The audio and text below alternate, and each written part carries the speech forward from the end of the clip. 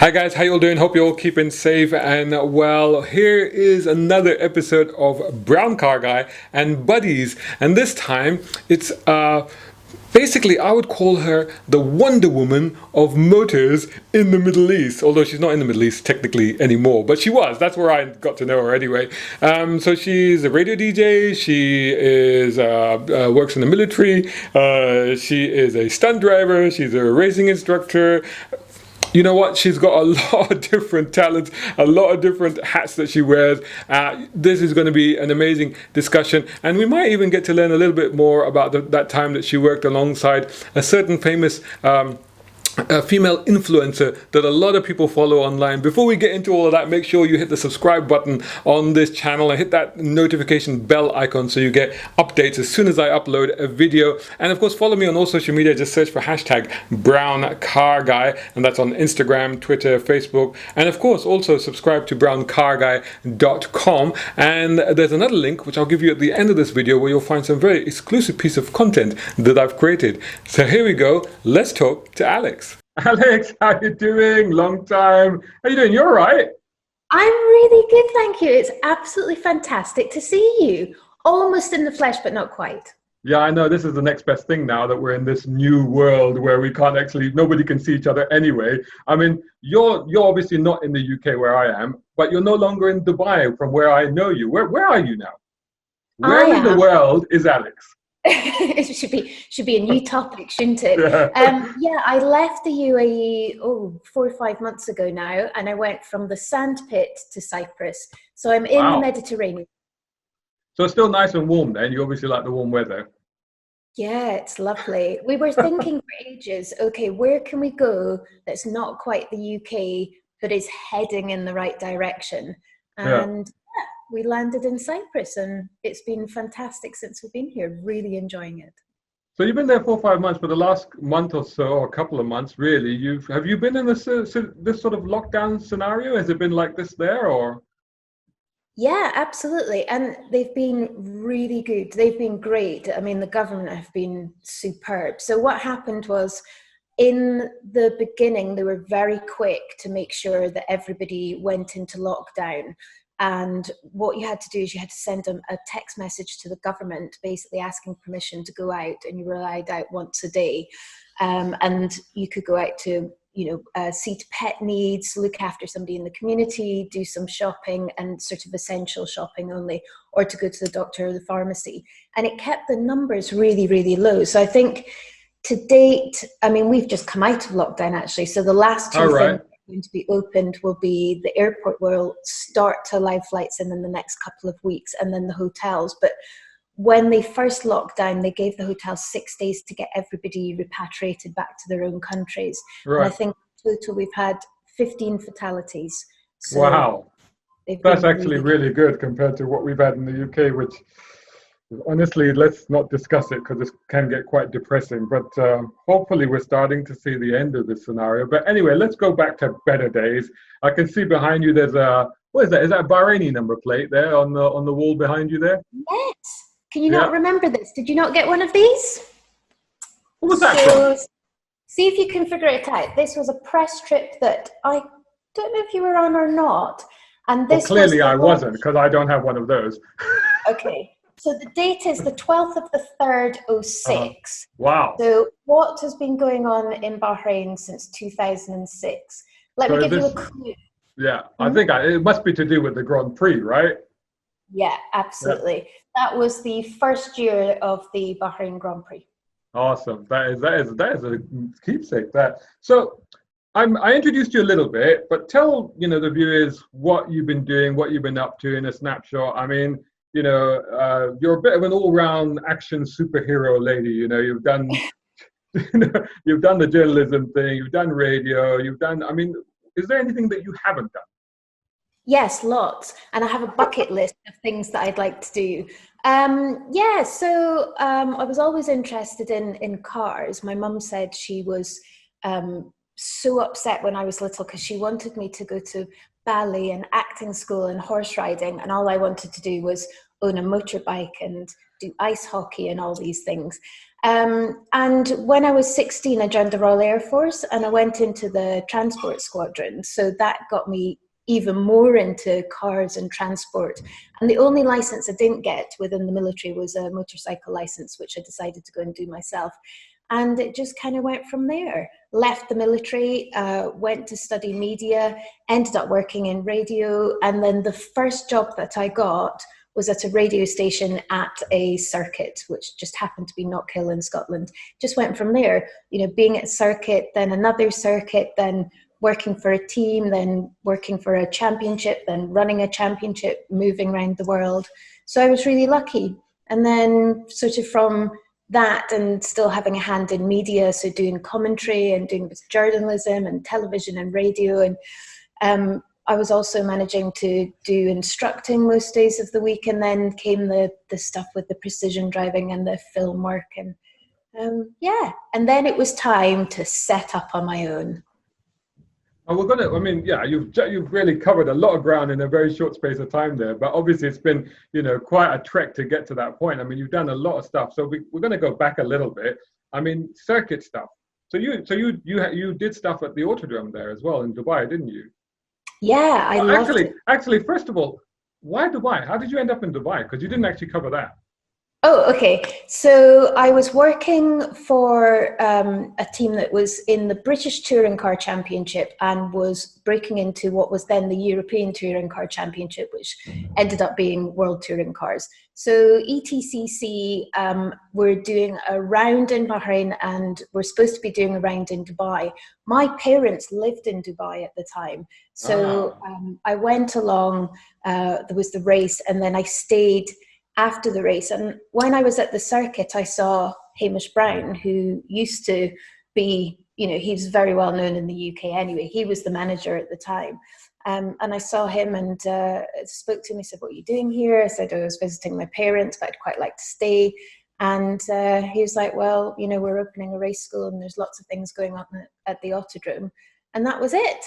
I joined the Autodrome and thoroughly enjoyed every moment of it, from commentating on, I think, everything that went through there from A1. Can you remember A1?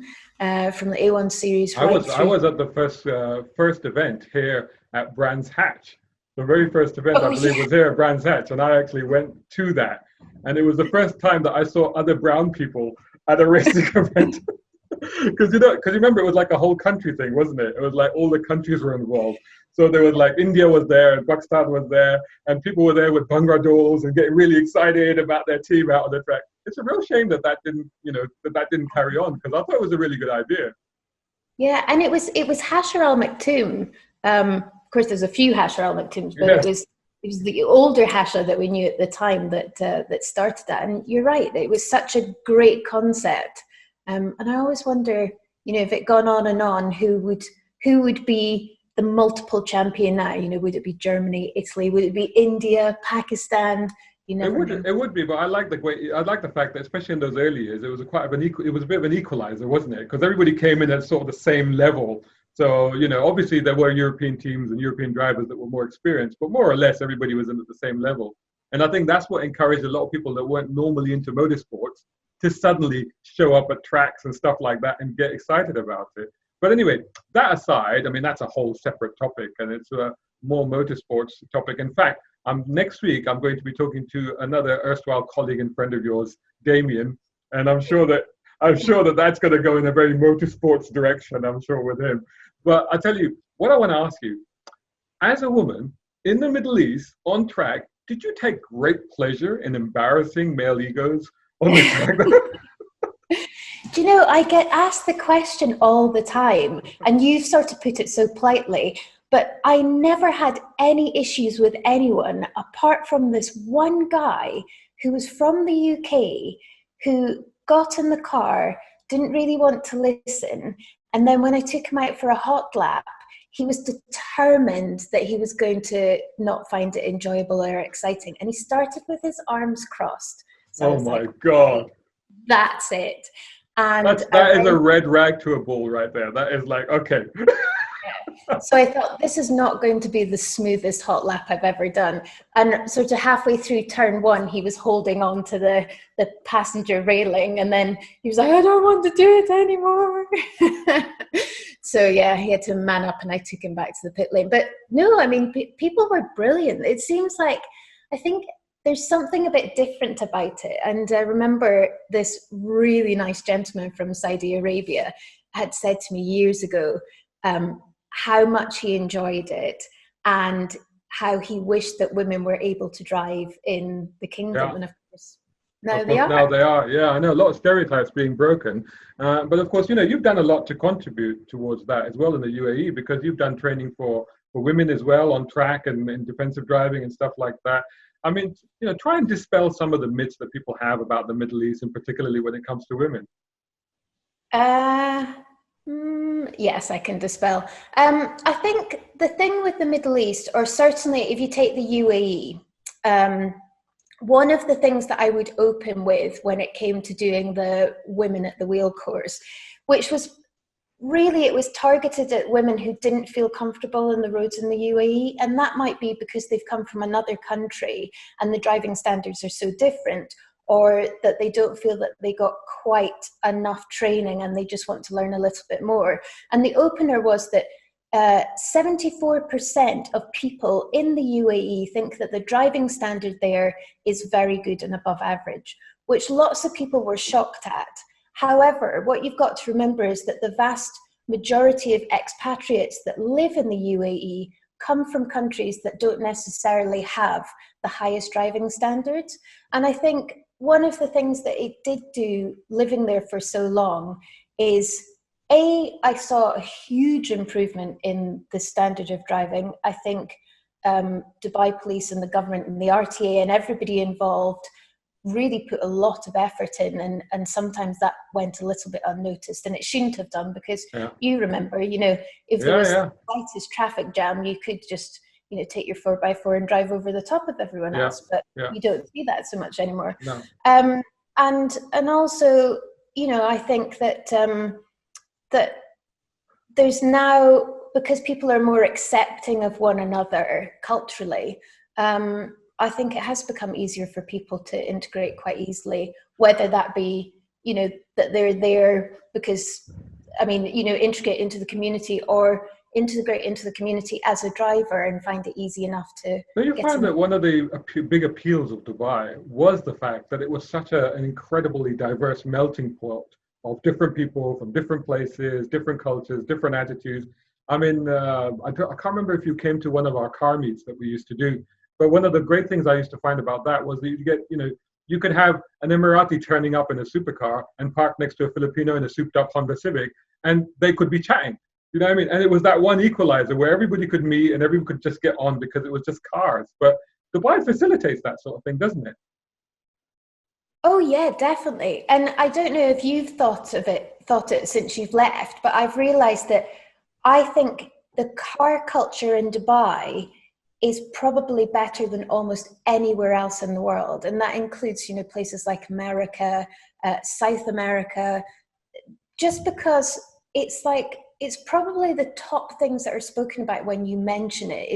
It's supercars, it's big buildings, it's bling, it's supermodels. Obviously there's fewer models now that we've left, but the cars are still there. Oh gosh! For a minute there, I thought, "What are you talking about?" But anyway, I mean, for yourself, fine. But for me, it's like, yeah, whatever.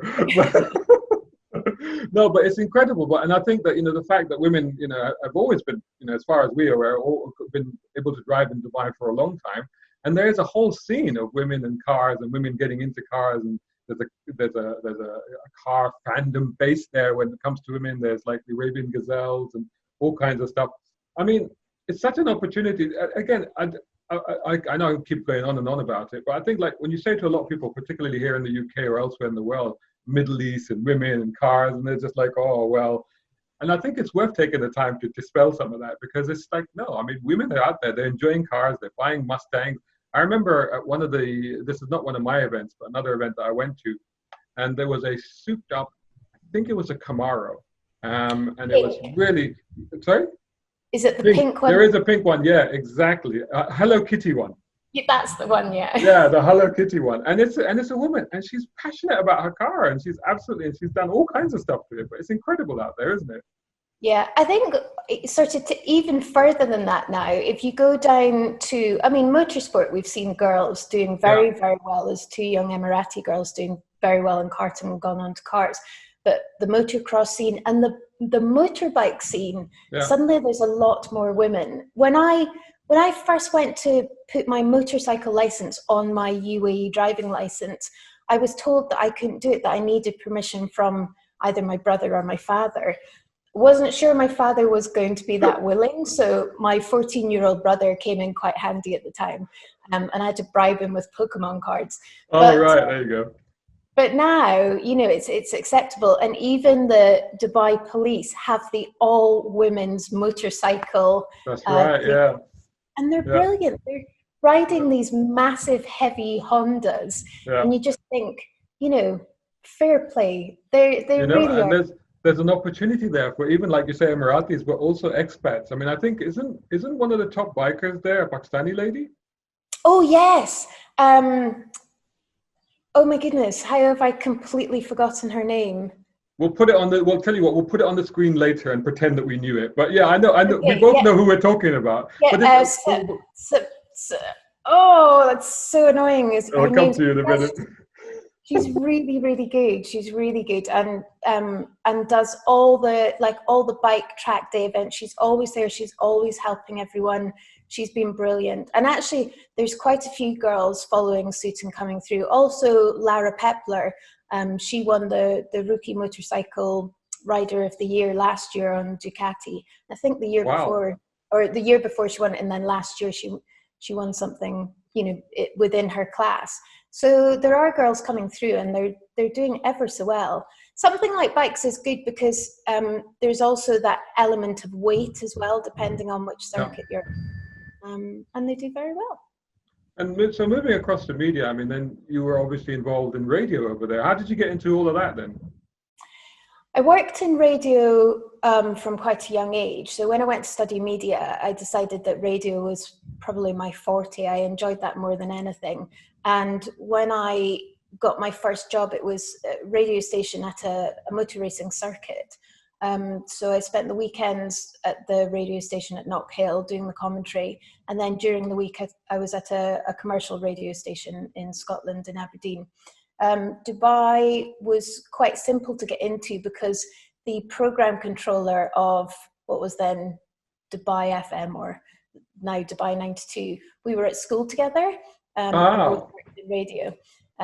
So started at 92 pretty quickly. Dubaieye opened, launched and moved over to Dubaieye. Then I went to Radio 2, and then I came back to Dubaieye. And yeah, I mean, great. You know, I think it's that sort of place where I think radio is probably, for many years, was the most dominant form of media. Now, of course, digital, but I don't think we've ever really had a culture of sort of watching television.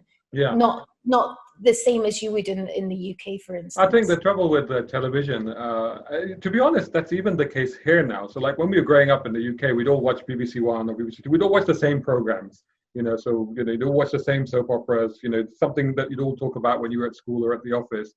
The trouble in the Middle East, particularly, is that TV is quite fragmented, because there's so many different cultures and so many different people from different parts of the world, and so many channels catering to them, that everybody watches their own channel or their own channel of interest or their own channel that relates back to their country of origin. So it's quite hard to hit a common target.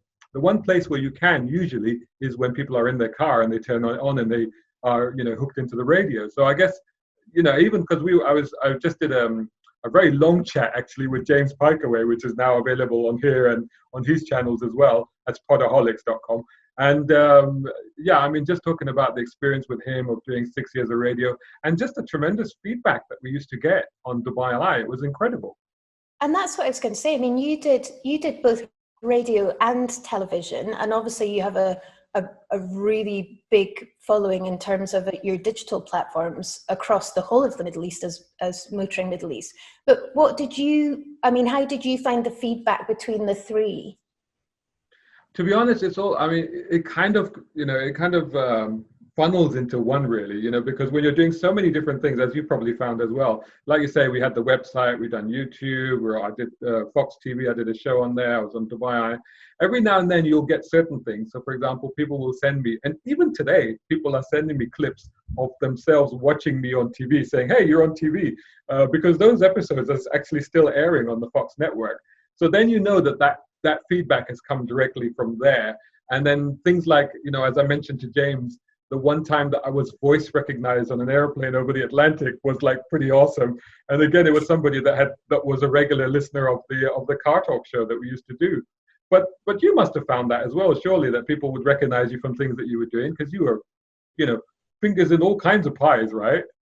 Yeah, especially in the early days. I think everybody knew who you were. There was, maybe 5 radio stations, and take away the Arabic and the Urdu or Indian, you're left with, like 2 options. So yeah, people did know. And I think Dubai 1 was like or Channel 33, it was sort of the only station, and I was doing things there. So yeah, you did get recognized. But I think now people are being recognized internationally. There's a lot of people internationally coming out of Dubai and the UAE, and really sort of lots of people across the GCC, which is lovely.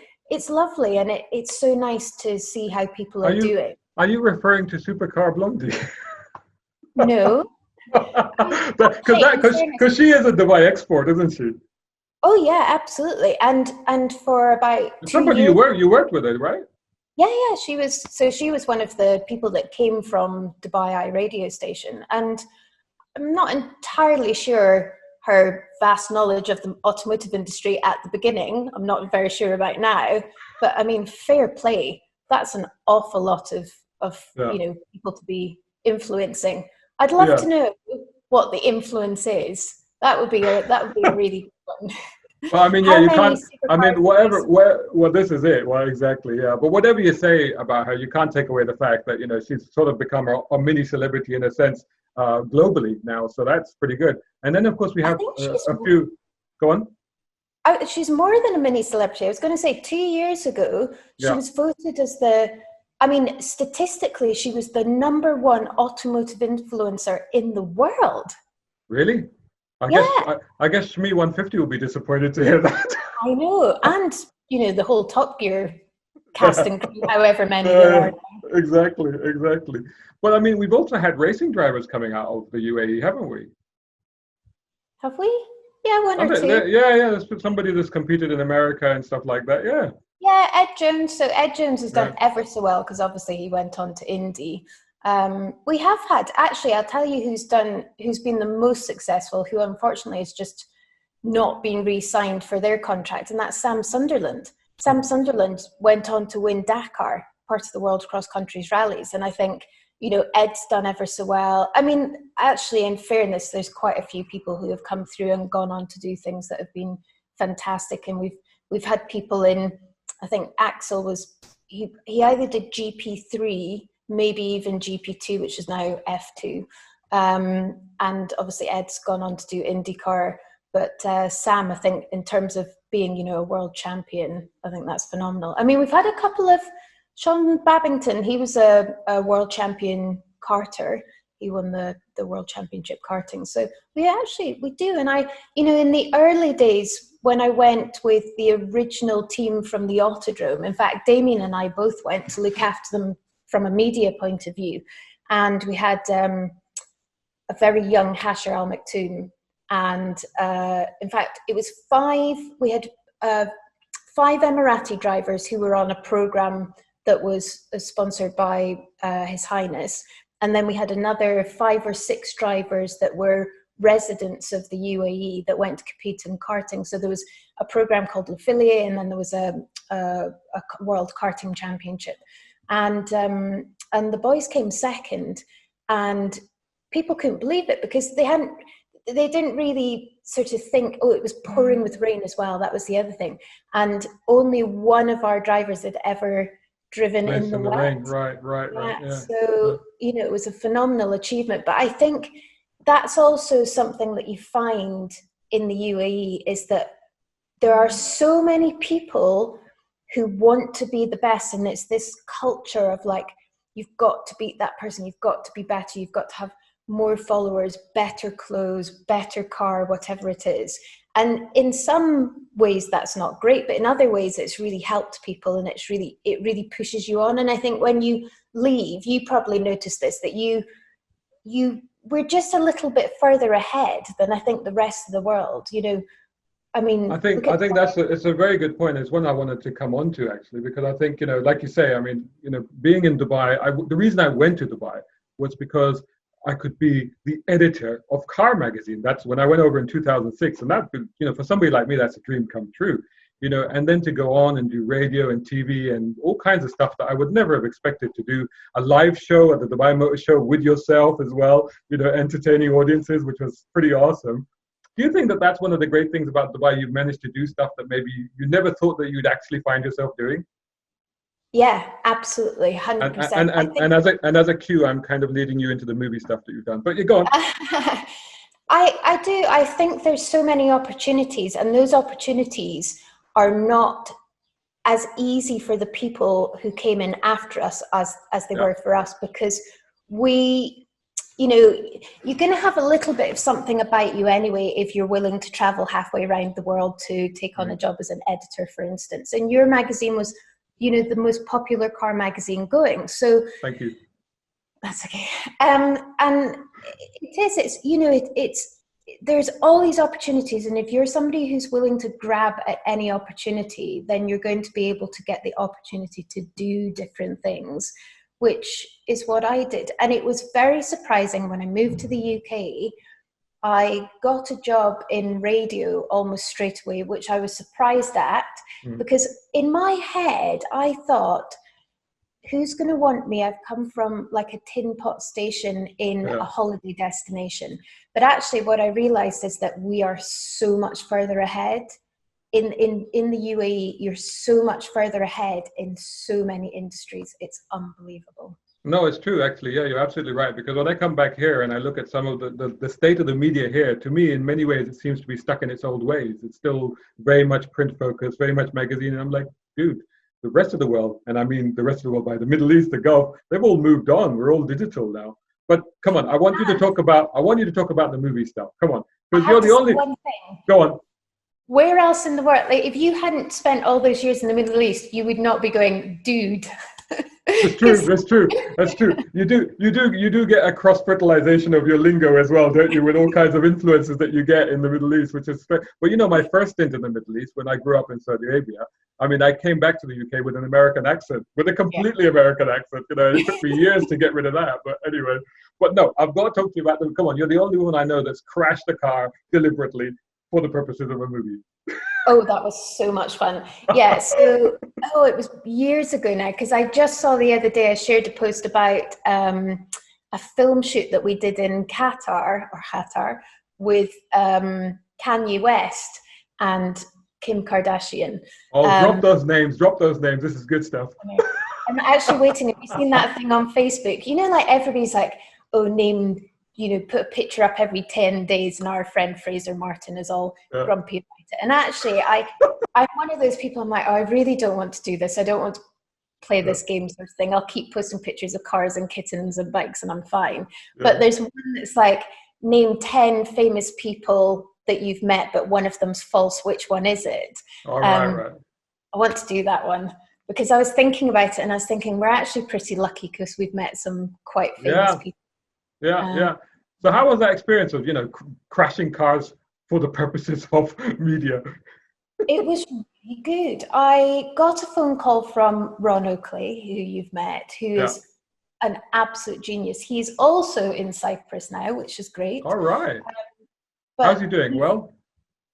I think so. I mean, I haven't seen many crash cars, so I don't think he's in the area, but He's somewhere around. He's on the other side of the island. He Oh. might be stuck in Dubai. I haven't spoken to him, but we are going to get together. But he phoned me and he said, "Can you come and crash a car for a film?" And I went, "Excuse me?" He said, "Would you like to come and crash a car? It's really easy. I'll show you what to do." I said, "I know what to do, and it's not what I." It's completely the opposite of what comes naturally. Years of training and instinctual development out the window. Yeah. Yeah. And I said no quite a few times, and he just wouldn't take no for an answer. He said, "Go," and he said, "It pays really well." I said, "I bet it does. I might die." He went, "No, you'll be fine." So yeah, I did it. And the first one I did was, can you remember that film that was made in Dubai called City of Life? And it was, I think it was Muhammad Ali or Ali, somebody. Anyway, yeah. So that was the first one. And I did, I think, five days of filming. Only one was the scene that I had to do. And it was really good. I had to crash a Range Rover into a taxi so that the taxi then flipped in the air. Over the barrier, doesn't it? Yeah, went and then pushes the car up the barrier and then flips over. I mean, the end result looked amazing. It was nothing like that, but it was so good. And there was so much adrenaline, and I was so excited that I'd done it, because you're literally driving towards something. You know, you've got to be in exactly the right place. You know, you're going to hit something and you're going to be stationary very quickly.